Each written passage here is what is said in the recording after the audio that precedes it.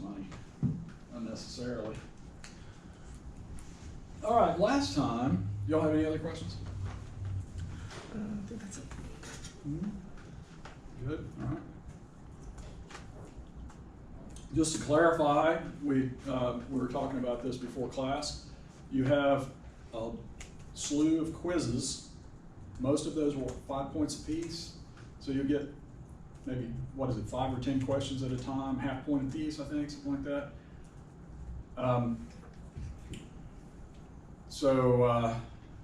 But you can take those over and over as many times as you wish, and those quizzes don't go away until the class is over, until the course is over. So I'm not going to take them down until Friday of finals week after you've done your final. So you'll have those resources there for you. But I do like to provide a lot of questions there, so check them out. If you have any questions about the questions, send them my way. Okay. So today I wanted to pick up with allotment, and we didn't really get into the types of allotment. So this is kind of a footnote to the allotment discussion last time, or not last time, the time before. There are actually, and this is really not that important, but I just wanted to clarify, because you'll run into this every now and then in your readings. There are two types of allotments that exist today.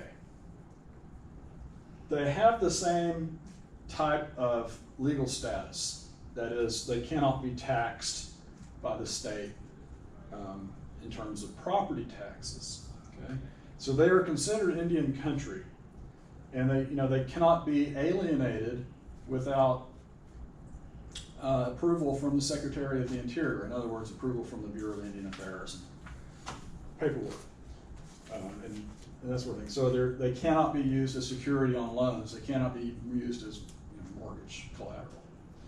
So they have identical status, but they are distinguished somewhat sometimes. Allotments can be patented. That is, the allottee may have received a patent, but for some reason or another, maybe it was because of the IRA, because of the Oklahoma Indian Welfare Act, the sale remains restricted. So it's possible to have a patent but still not be able to sell it. Most of them, the obvious type is an allotment that somebody has taken, but yet has not been transferred from the federal government, so there is no patent. It's just restricted Indian trust land, just like a reservation. Any questions on that?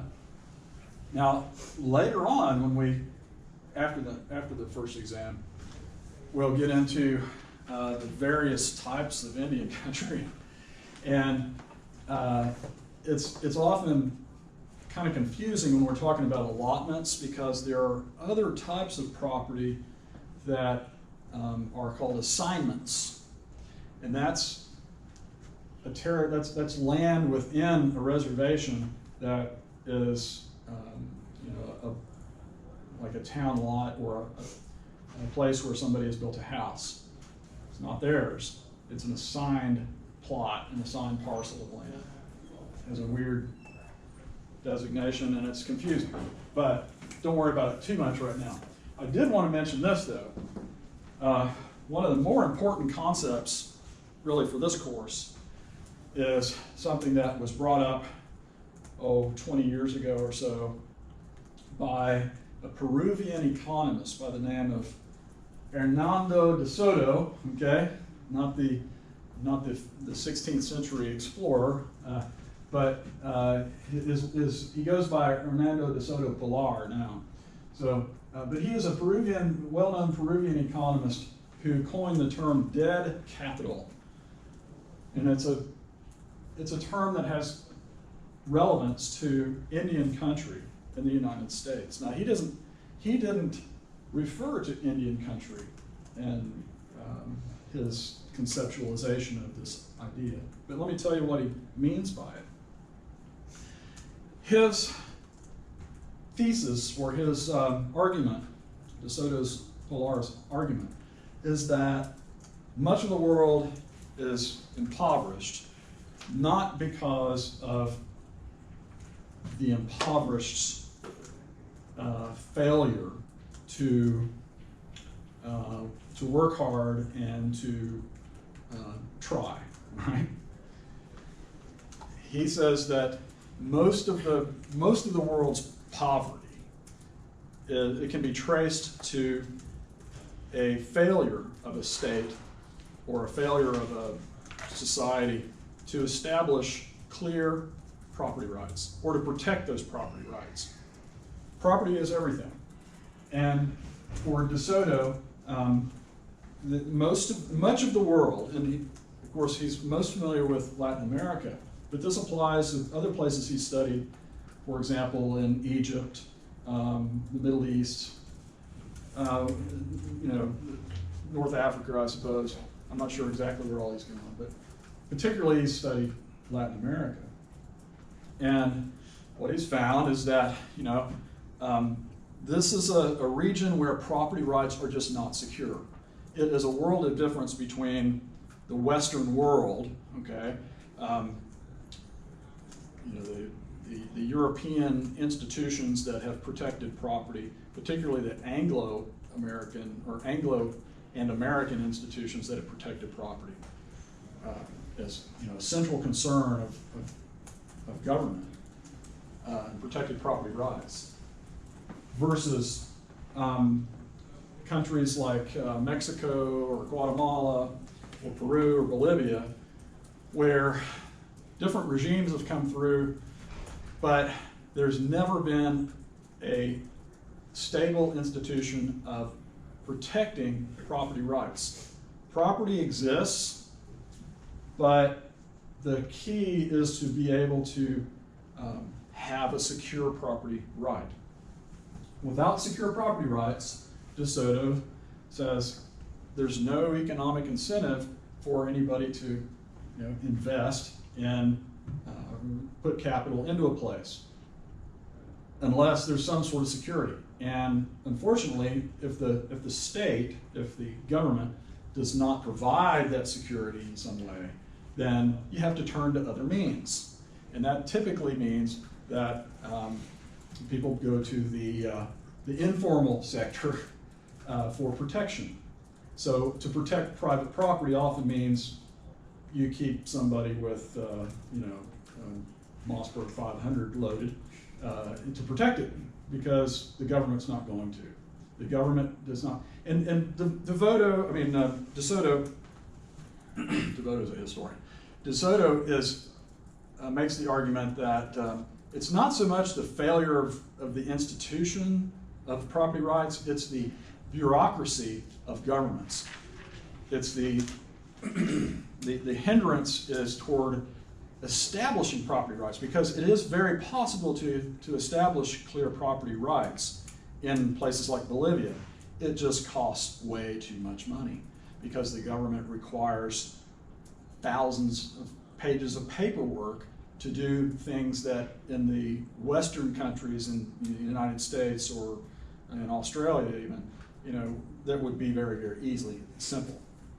But it does come down to a cultural thing, and but the culture is largely dealing with something that government has not adequately dealt with. Well, in the case of allotments, and in the case of Indian reservations, we've got no property rights. Okay, so it's an analogy to what DeSoto is talking about. He is mostly in, I think probably the book that is most significant on this term is, it talks about why capitalism does so well in the West and fails everywhere else. It does so well in the West because of the tradition, because of the legal legacy of protection of property rights. So without property, we've got problems like this. Now, a lot of the work that he has done has been to try to establish property rights through using things like GIS to go out and survey property lines and establish clear property boundaries in developing world countries, so that if you can give people clear property rights that can be enforced, then that's one way to develop to assist the development process. But without property rights, without clear property rights, you're protecting the place with your shotgun. So anyway, that's enough on that. Last time we talked about the Indian Reorganization Act, the IRA. Don't confuse it with the Indian Removal Act or the Irish Republican Army or anything like that, okay? It's the Indian Reorganization Act of 1934. And we talked about a number of items that John Collier and the Indian Reorganization Act, Indian New Deal, Wheeler-Howard Act is the formal term of it. The Wheeler-Howard Act, those were the sponsors of the bill. But we talked about several facets of the bill. Do you recall what these were? What was they're not numbered on the law, but I just gave them to you in a certain order. I was wondering if you had them in your notes. Remember what those things were? I'll help you. Just to, if you weren't here, all right, that's fine. Maybe you haven't caught the video on that lecture because I haven't uploaded it yet. I'm working on it. Number one, Collier ended allotment immediately, stopped allotment. Number two, they stopped the removal of restrictions on allotments. This is why we have these two strange categories of allotments. Some were held in suspended animation, right? So they may have a patent, but they're not unrestricted yet. I'm not really clear on all that. I just know that there are a couple of different categories, and we don't need to worry too much about it because they have the same legal status. Number three, the IRA, Collier, the law allowed the Department of the Interior, which is the federal department, the cabinet level department that houses the Bureau of Indian Affairs. Okay, so just keep that in mind. When I say that the Secretary of the Interior, or the Department of the Interior, or the Bureau of Indian Affairs, it's the BIA. Okay, it's all the same. The Office of Indian Affairs, it's all the same. So anyway, the number three is the law allowed the Department of the Interior to add land to reservations if they had lost a lot of land through allotment. So a reservations can come back, all right? They're not trying to kill them off after 1934. They're actually adding to them. Now, after 1919, no executive order reservations were made anymore because they stopped using executive orders to establish Indian policy. So after 1919, no executive order reservations. Congress can do whatever it wants to when it comes to adding or taking away. Congress gives, Congress takes away when it comes to Indian affairs. Number four, the IRA created regulations restricting logging and grazing in or on Indian lands. That was important because despite the fact that Indian country is a form of federal land, there was no enforcement agency to police the theft of natural resources from Indian country. That would change after 1934. After 1934, you would begin to have federal law extending into Indian country and beginning to change the landscape in terms of who got to utilize natural resources. And I'm talking about logging and mining for the most part here.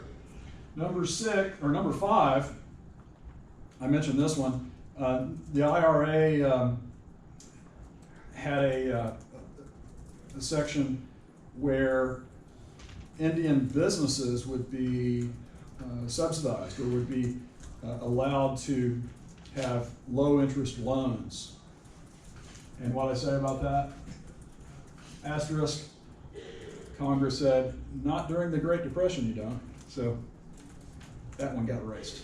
There's number 5 got nixed.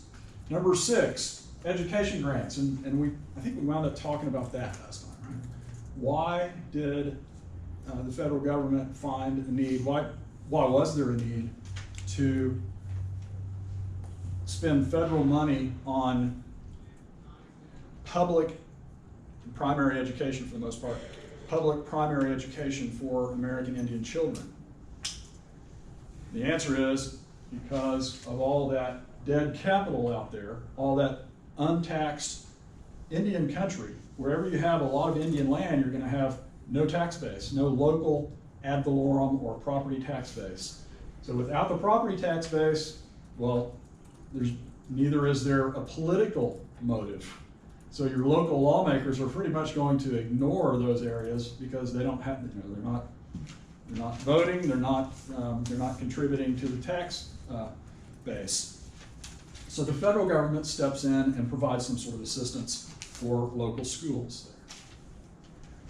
So that's a good thing. Now, number 7, where we left off, number 7 is the Indian Reorganization Act is the origin of American Indian preference in hiring in the Bureau of Indian Affairs. If you've ever worked with the Bureau of Indian Affairs, everybody that works there, for the most part, is American Indian, Native American. I say everybody I know. And so that's one facet of it. They pretty much put the Native peoples in charge. Collier did this of the agency which the tribes have to deal with. It became known as the Indian business. All right, and that's kind of a, I don't think it's a derogatory term. I think it's just kind of a slang for the relationship between tribes and the federal government.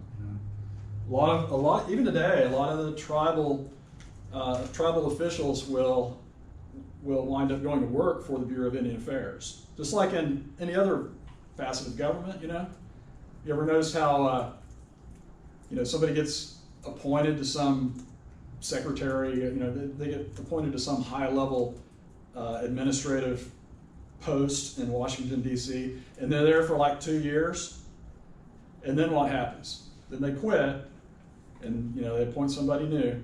What happens to that person? They retire? No, that's when they go to make real money. They go work for some, work as a lobbyist because now they have the connections that they need, or they work as a consultant for a corporation because they have all these Washington connections. Okay, so this works the same way with the Indian business. Not saying anything bad about that, but it's actually a good thing, and hopefully maybe I can get Neil McCaleb to come in here sometime and talk, because I think I mentioned him last time. He was both the Secretary of Transportation for the state of Oklahoma. He's an engineer from OSU, Chickasaw, OSU trained civil engineer. But he also worked for the Nixon administration during the early days of the self-determination era. And he's a Republican, okay? So don't think that, anybody involved with the BIA is always a Democrat, because that's not the case. Actually, a lot of people are, on different sides of the aisle. But the thing about Neil McCaleb is he served his time in the executive branch, and then he's also been an instrumental person within within Oklahoma's relationship with Indian affairs, and of course within his own tribe. Question? Sorry, I didn't mean to ignore that. Oh no, you're good.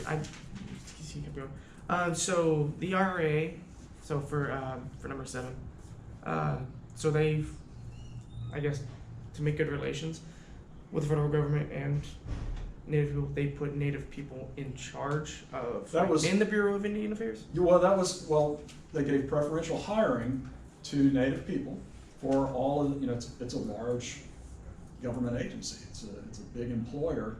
And I haven't really talked about the BIA yet, but it's not just in Washington D.C. office. They have area offices. So in Oklahoma, for example, we have a BIA area office in Muskogee, which serves basically the 5 tribes region of eastern Oklahoma, and we have another one in Anadarko, okay, which serves for the most part western Oklahoma. Okay, so the Bureau of Indian Affairs has these area offices, and then in the old days they also had agencies, and so the area office was the hub for the various agencies. And today, of course, the Bureau of Indian Affairs and the area offices employ a lot of people. They employ people for various things. They do a lot of infrastructure work. They're actually working for the tribes now. The Bureau of Indian Affairs pretty much work. They get funding from the tribes now, so it's working the other way. It's kind of cool. Anyway, the preferential hiring began in the 30s. Oh, thank you. Began in the 30s with Collier. Number 8. This is the big one. Number 8 is, yes, Hunter. Where do the Indian tribes, like the casinos and all that, is that their main source of income, or where do they get? We're saving the best for the last part of the course. Exactly. Yeah. So yeah, we'll get into that. It's all Indian country. All right. It's all Indian country. But I'm glad you're thinking about it. Now number 8 is the big one, because this one didn't go over so well. It was really Collier's most important. It was the thing that he was most excited about. And Collier was a fascinating character. But he wanted to revive tribes. This is, what do we call this era? The era of tribalism, or the resurrection of the tribes, something like that. Well, what Collier had in mind was for all the tribes to create their own constitutions, right? So he's kind of going off of the Cherokee example from the 1820s. The Cherokees wrote their own constitution in an attempt to not be forced out of their homeland by the federal government. They did everything they thought they were supposed to do according to the federal government, and got removed anyway. But here we're seeing Collier attempt to establish a formal system of government within the federal system. That's why I think Collier is so important. Marshall may have directed the path of the development of Indian policy over the centuries, but Collier was the one who really has done the most in the last 100 years, for sure. So what he tried to do is, he said every tribe needs to have their own constitution, or at least a corporate charter, so that they exist in a formal way. Right? And what he tried to do was make it fairly simple by creating kind of a cookie cutter set, or a cookie cutter constitution, where you could go in and fill in the blanks and make your own constitution. You could change it however you wanted to, but ultimately the Constitution would have to be approved by the Secretary of the Interior, which meant that the Bureau of Indian Affairs would have to approve that Constitution. You'd have to go through it. Okay? Well, that's kind of paternalistic, isn't it? And there are reasons for that, because the Constitution of the United States has provisions that prevent certain types of state government, and it's federal Supreme Court cases have also worked to challenge the way some states have been set up. So they wanted to avoid that, which makes sense. They wanted to approve those constitutions to make sure that they would be viable. Some people, the more pessimistic folks, historians, have said that the Bureau of Indian Affairs at this time was on the rocks. They were getting a lot of criticism. So one way that that the agency decided would be a nice insurance policy would be, well, let's do this, but then we're gonna put a provision that says, you know, the BIA, this Department of the Interior, has to approve all these constitutions. So for the most part, they put this supposedly in there as an insurance package against their own demise. I don't know if that's true or not. But it is kind of interesting. You know, I wouldn't put it past a bureaucracy to do something like that, especially if they were feeling threatened. Now, there were a couple of sections of the IRA, Section 18 and Section 19, that I want to bring into focus. And those, I don't have any notes there for you. So Section 18 included a huge mistake. It was a mistake in the law, even though the law was passed. It was meant only for the consideration of the constitutions, but it made the IRA apply to the entirety, or excuse me,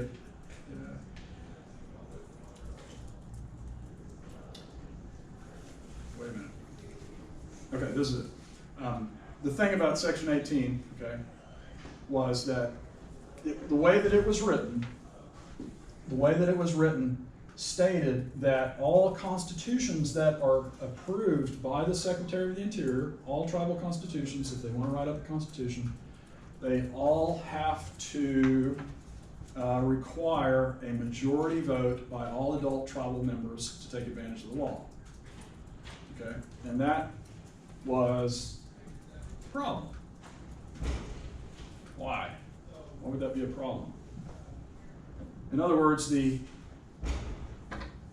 what the law says is that if a tribe is going to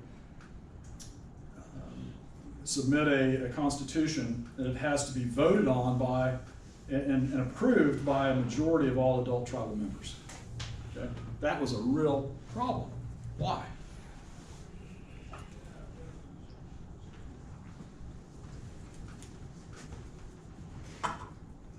Does that have to do with like they were gone? Like all the people were moved out? Is that what? Yeah. Okay. Yeah. That's probably the most important point. That if you have a population of a tribal population that is not even in the same county, how are you going to coordinate an election for the whole tribe? You know, maybe the tribe is scattered all over the country for one reason or another. Maybe there's 20% that are located on the East Coast, or maybe just 5%. Well, that matters because if you can't reach everybody, then the people who are going to make the rules, the people who are going to approve that constitution, are going to be the people who are more local. So that's the one problem. Exactly. How are you going to even get a vote from the entire population? It's not like it's a county. It's not like a geographic area. You've got members of the tribe who live who knows where. Maybe they're in Alaska, right? Maybe they're in California. Maybe they're in Florida. So you can't do that. That was a problem. That was one. What else? Section 18, a majority of adult tribal members have to approve the Constitution. You can't get the vote from the entire population, that's a problem. What else could be a problem?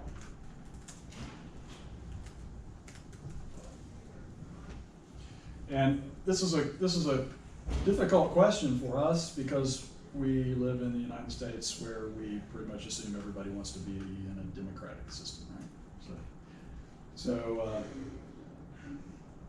I assume you're like talking about like chief rule. Yeah, exactly. I mean, who is the Bureau of Indian Affairs to determine how the Constitution should be approved? Maybe the particular tribe has a tradition of leaving all that to the elders. Okay? Or maybe allowing certain bands or clans within the tribe to have an equal say. Right? So we don't know. It's just completely rode over all that. You know? So this is an example of paternalistic federal government trying to do the right thing and stepping on toes in the process. So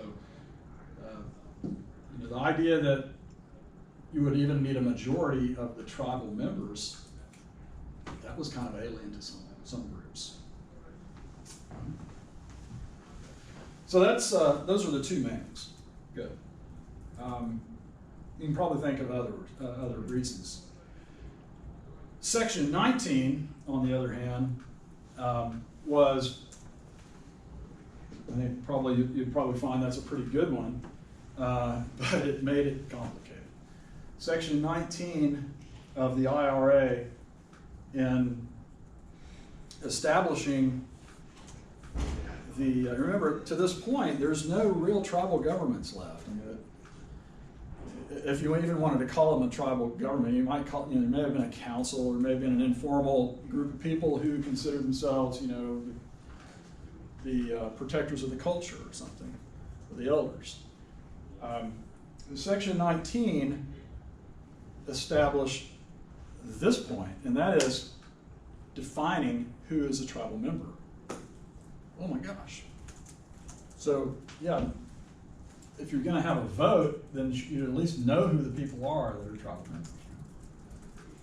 Well, with allotment, you typically had roles, so you had recognized blood quantum, for people. But there were no set rules, because this is all federal government determining things when it comes to allotment. It was not even a question about defining the limits, the boundaries of who can be a member of a tribe or a citizen of a tribe and who cannot. Right?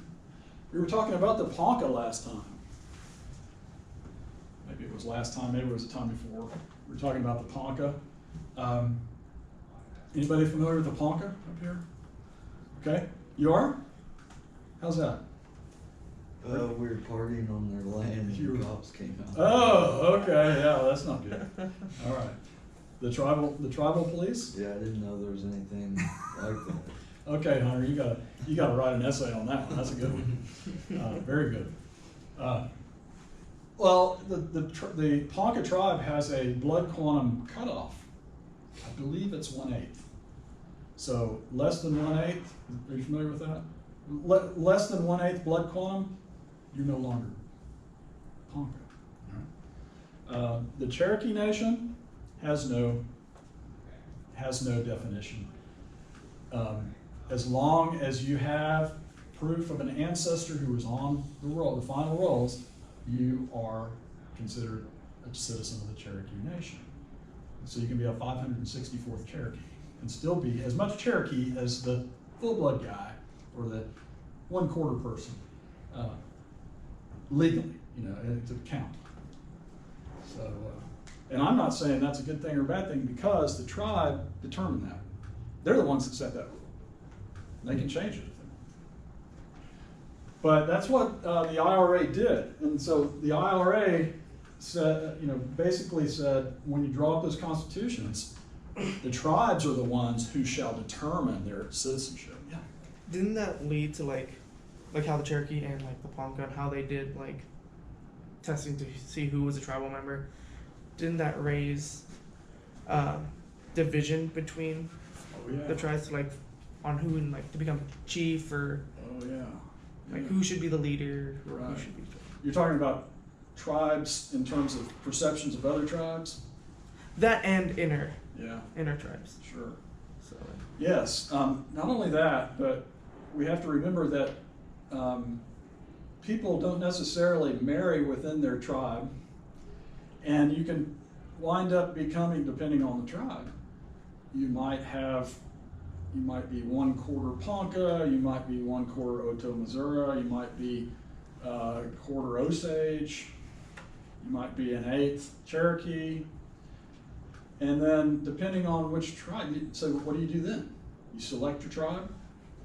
This is one of the weird things about American culture and government, is that we have, since the very beginning, of the country, of the Constitution, we've been fixated on race, and ethnicity, and this sort of thing.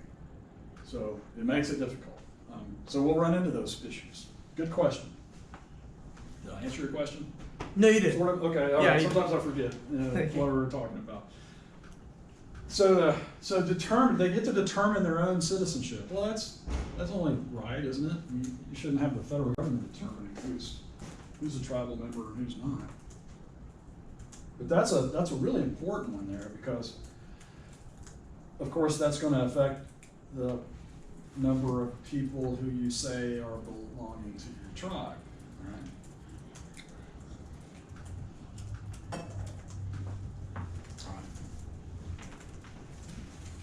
Well, that's a little bit of the IRA. So what happened?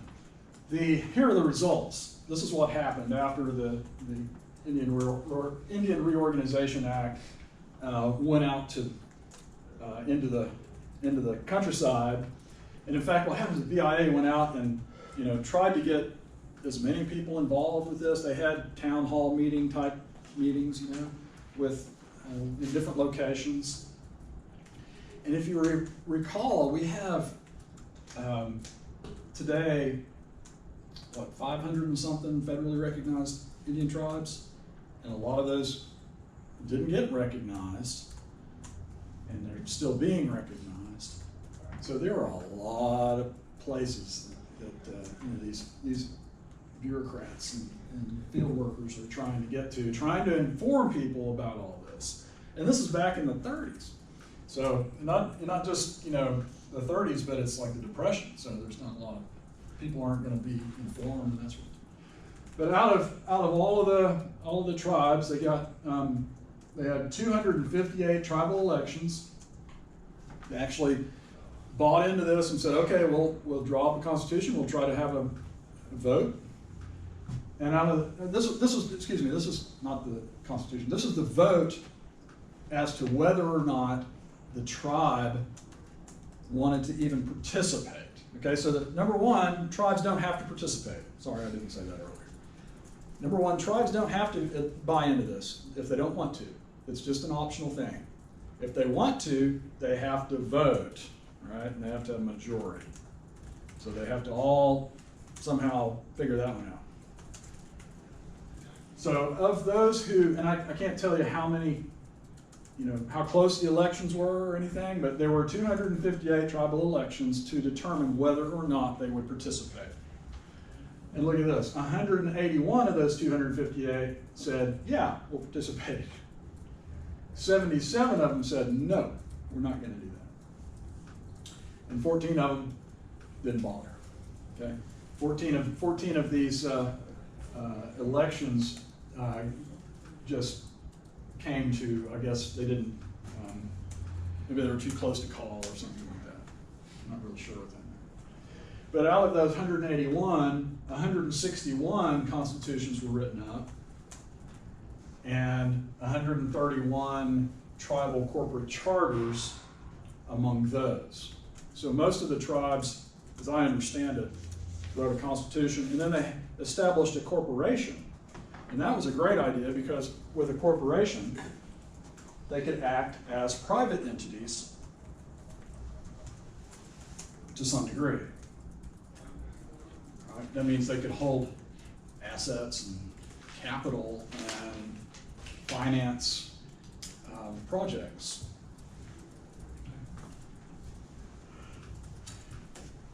If we look at some of the numbers here, in terms of population, 181 tribes that accepted reflected a population of 129,750 Native American people. That doesn't sound like very much. But the Indian population of the United States at the time was much smaller than it is today. Okay? That's because something changed after all of this. Changed big time. And out of the 77 that rejected, that reflects 86,365 people. However, more than half of them were the Navajo Nation. Navajo rejected. Okay. Navajos do their own thing. Right? And there would be other examples, stuff like this. But so I think I mentioned to you that the Oklahoma tribes didn't even have the option here. So these are not even including, they didn't go to Oklahoma to try to convince people to write up a constitution because Oklahoma was exempt. They had to draw up a slightly different version of the law called the Oklahoma Indian Welfare Act. Even though it's a strange name, but it was kind of a catch-all bill to try to cover the bases that were not covered for Oklahoma for various reasons, generally because of the title differences. And so this is the law, the citation for the law. But basically what the Oklahoma Indian Welfare Act did was it just allowed Oklahoma tribes to participate in the same sort of thing. So some of them did. Some of them rejected it. Some of them wrote up constitutions. Okay?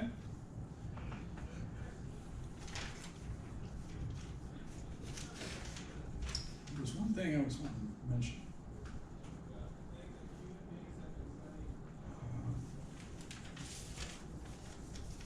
Any questions over this? Collier was Commissioner of Indian Affairs until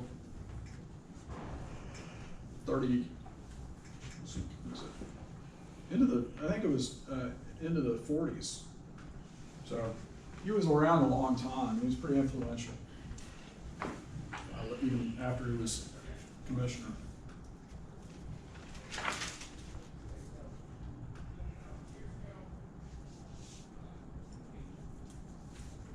All right. Well, after World War II, we have the termination era. So I'll try to sketch up some terms here for you.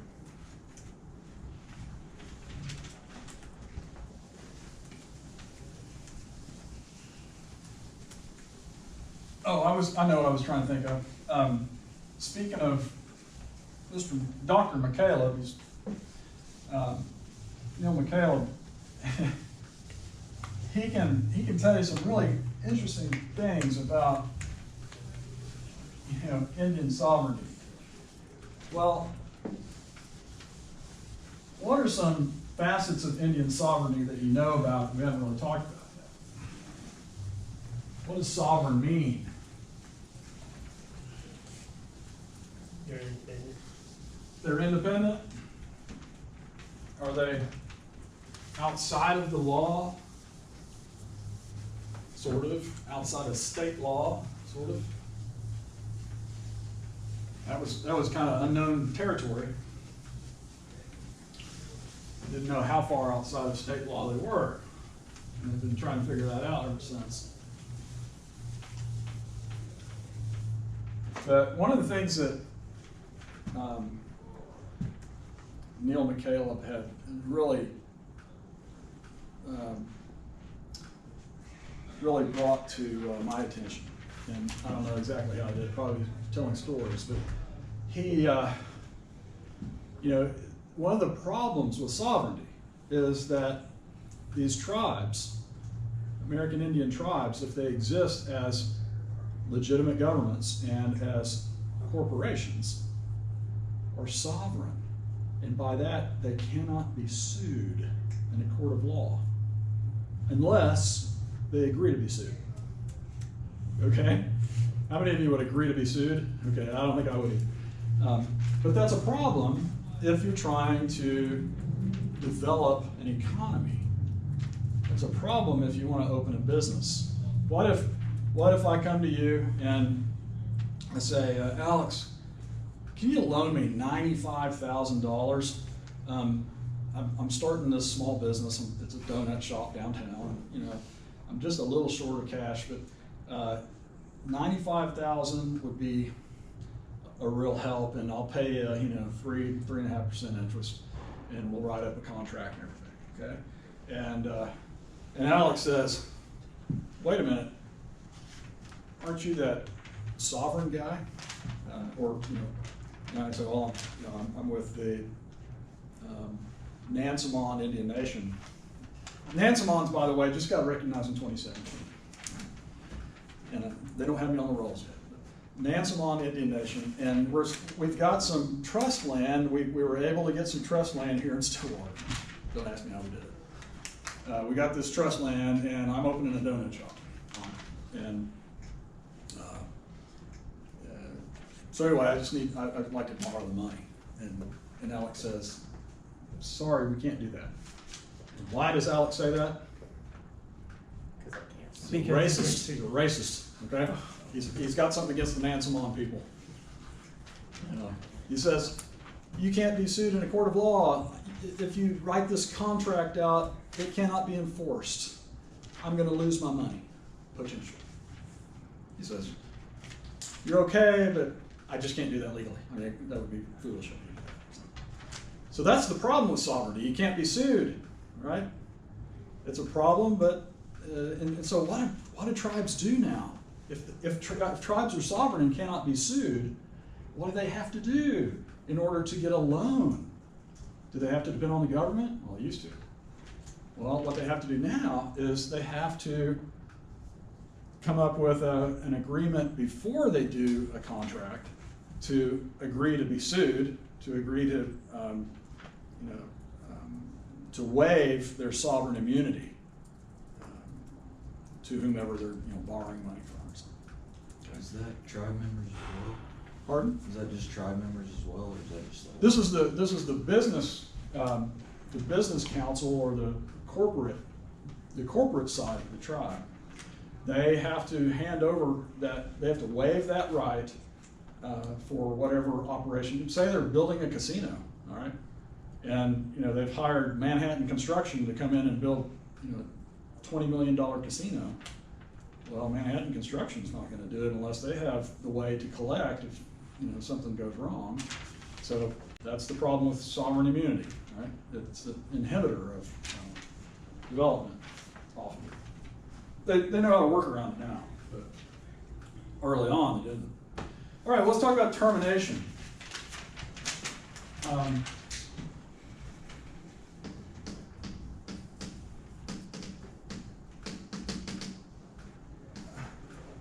Termination and relocation, we talked a little bit about it.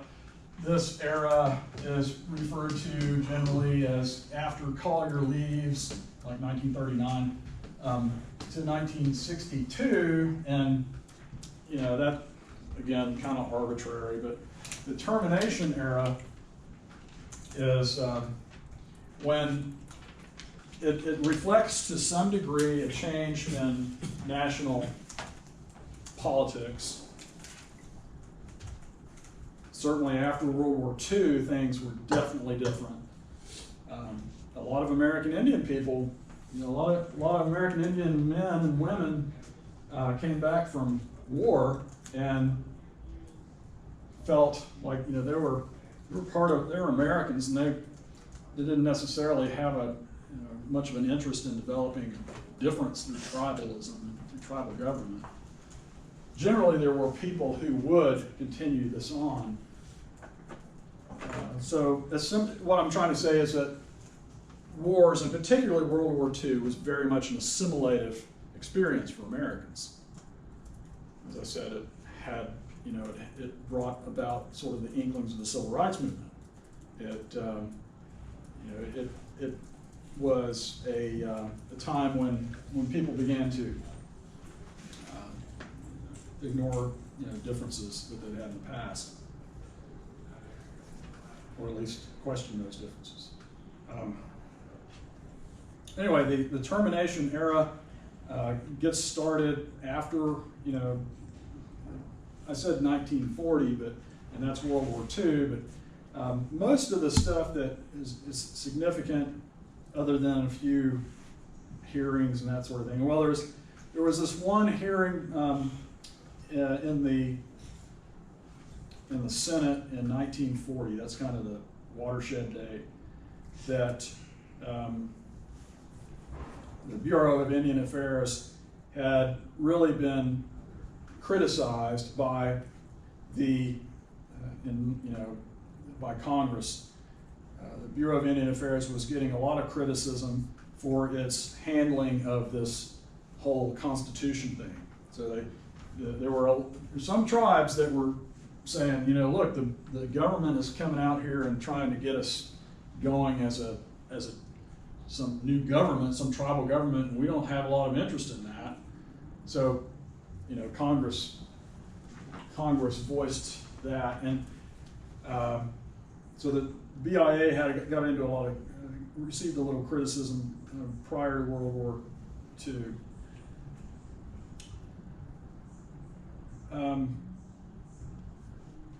But the most important thing here was in 1949, from that early criticism, developed something called the Hoover Commission.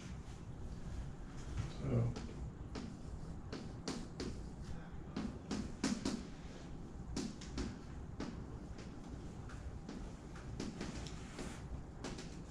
Hoover Commission,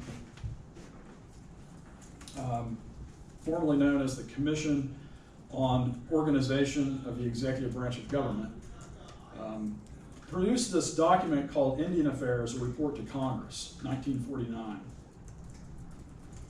And this was the sort of a reactionary criticism of, you know, the policy prior to this, where during the New Deal, you know, this is 1949, so what's going on in 1949 in the country?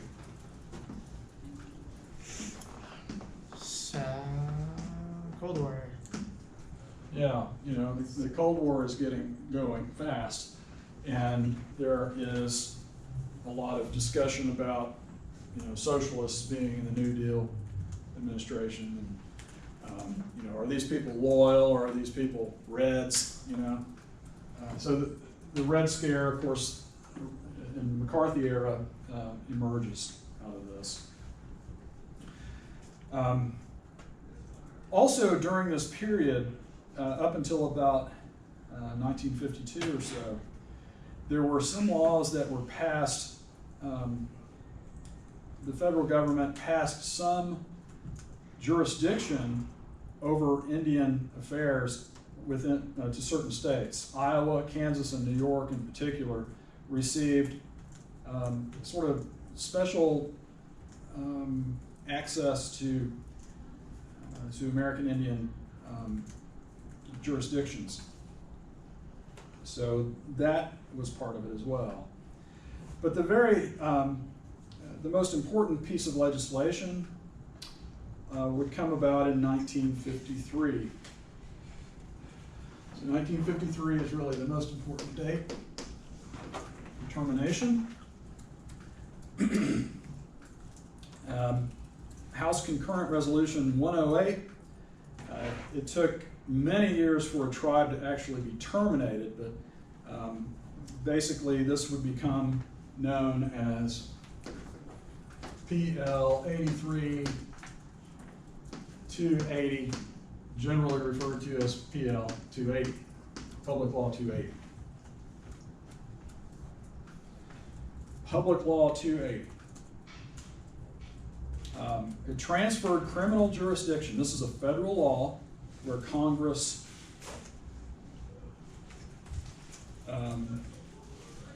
clearly transfers criminal jurisdiction from the federal government to state government. Federal jurisdiction to state jurisdiction. Remember that the Supreme Court had determined back in Marshall Court that the only way that states would have any jurisdiction over Indian country would be if the federal government specifically gave it to them. Right? That was, what court case was that?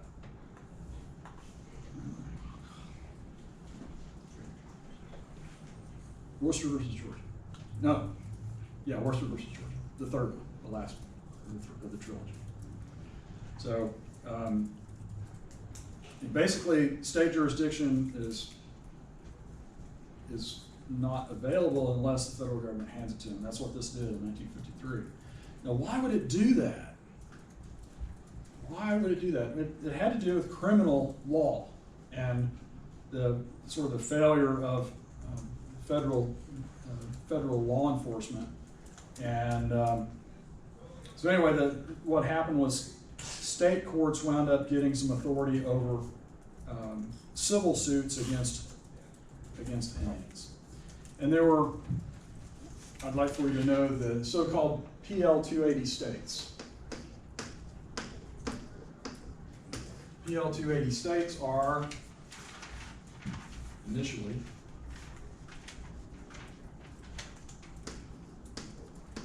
California, Minnesota, Nebraska, Oregon, and Washington. Oh, excuse me, Washington, Wisconsin, Wisconsin.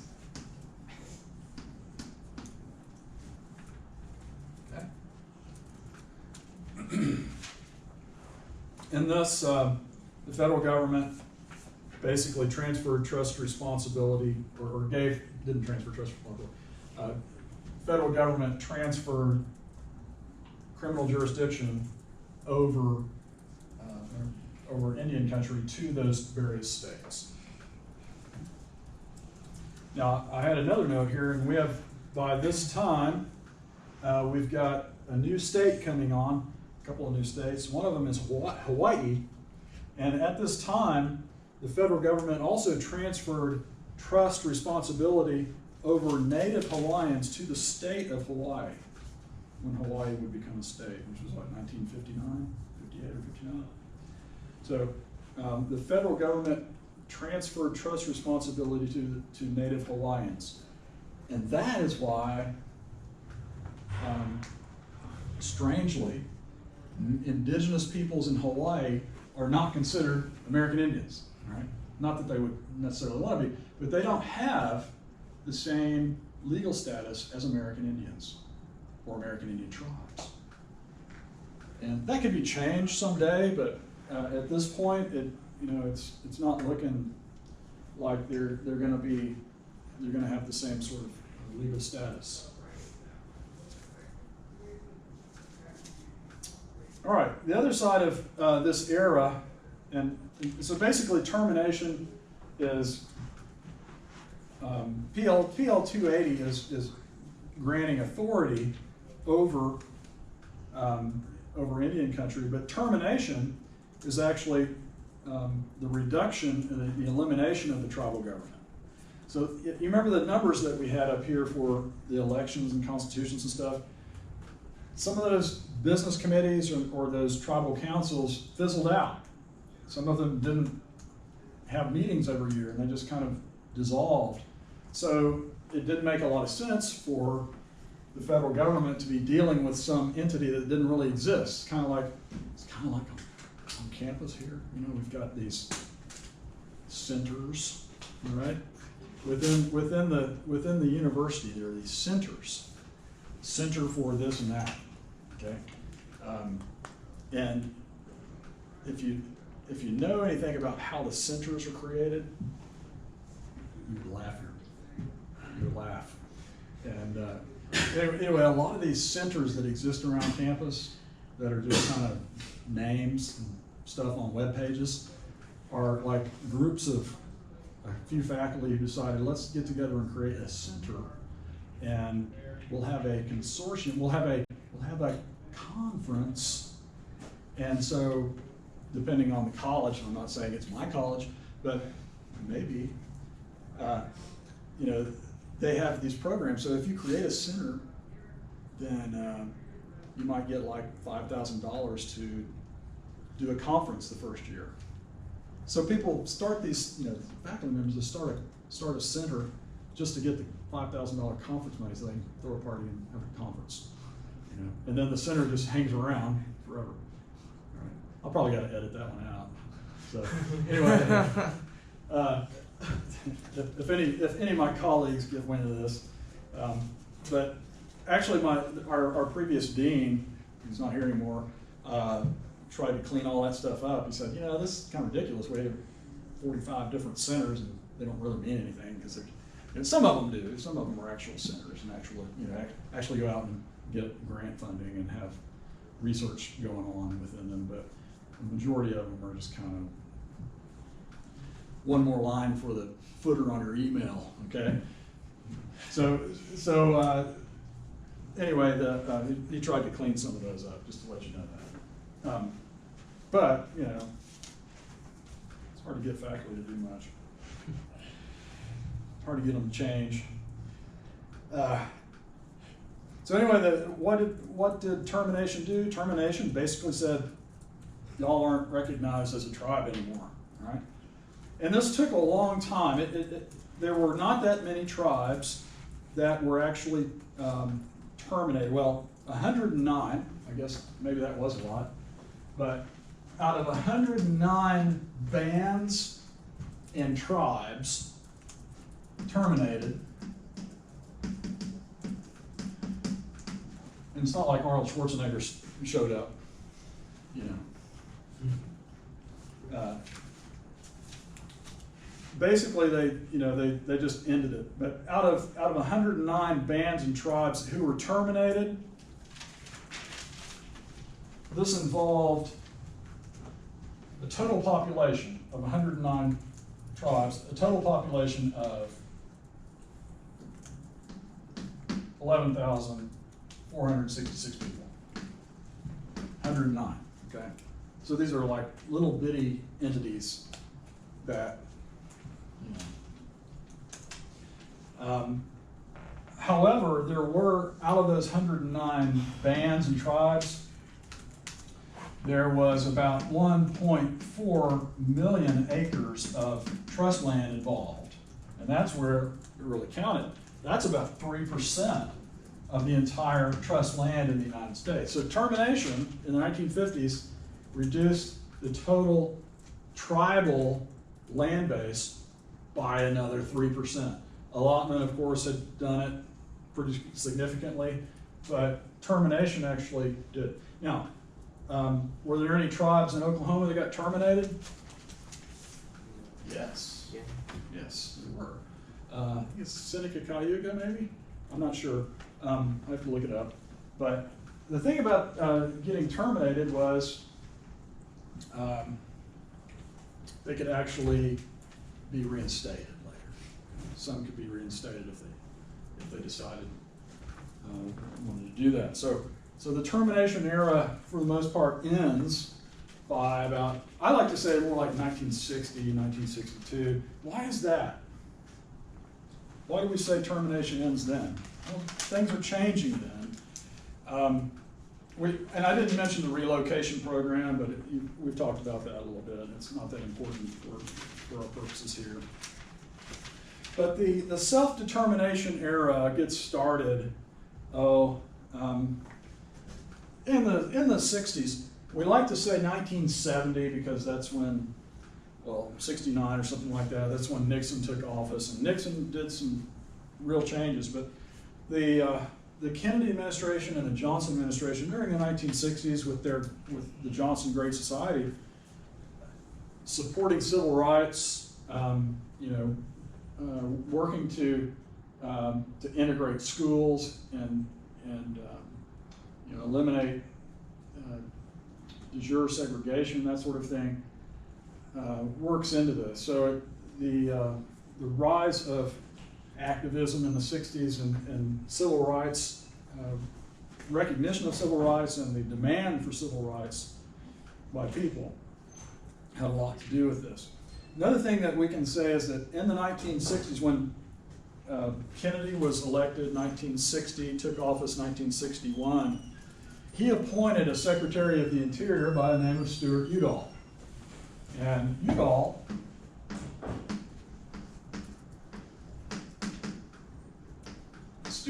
was this big, tall guy, played basketball for Arizona, I think it was. Real charismatic fellow. He was a star athlete, and he also helped the University of Arizona get rid of its segregation policies. So he became kind of a civil rights hero.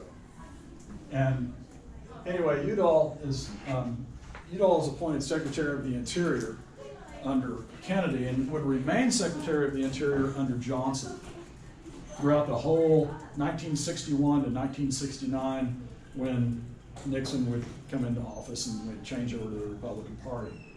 So throughout the 1960s, Stuart Udall. And Udall is more known for his environmental policies. So you were probably talking about him in conservation of natural resources. Udall was known because he was the one who got the Clean Air and Clean Water Acts passed. During his tenure was also the